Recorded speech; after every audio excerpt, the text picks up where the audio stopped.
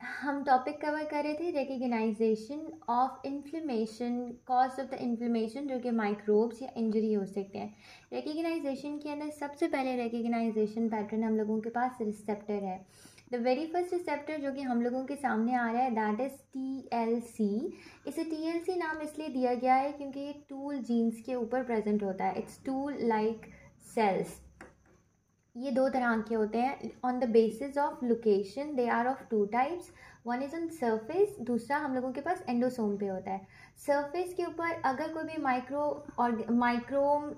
Microbe आके attach हो रहा है तो ये इसको रिकग्नाइज करेंगे और होस्ट डिफेंस सेल्स की एक्टिवेशन कर देंगे।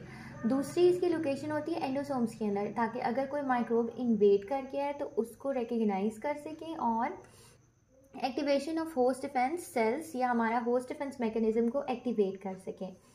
अब रिकग्नाइजेशन बेसिकली रिसेप्टर करता किस तरह से है।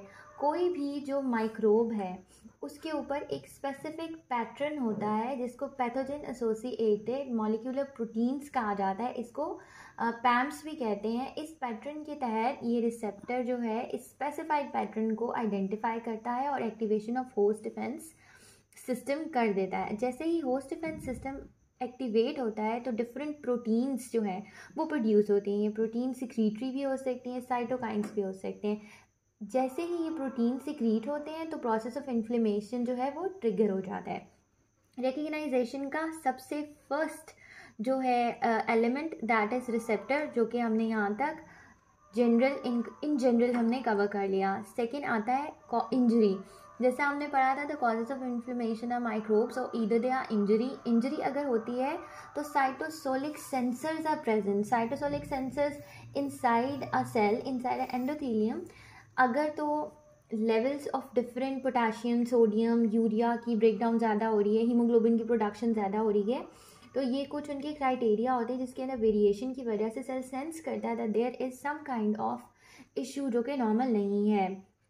इसको डैमेज एसोसिएटेड मैप प्रोटीन्स कहा जाता है। जैसे वहाँ पैम्स थे यहाँ वैसे डैम्स हैं। ये एक्टिवेट करेंगे साइटोसोलिक इन्फ्लेमेशन को, जो कि ट्रिगर करेगी इंटरल्यूकिन 1 की प्रोडक्शन को, जो कि आगे फर्दर इन्फ्लेमेशन को रिजल्ट कर देगी।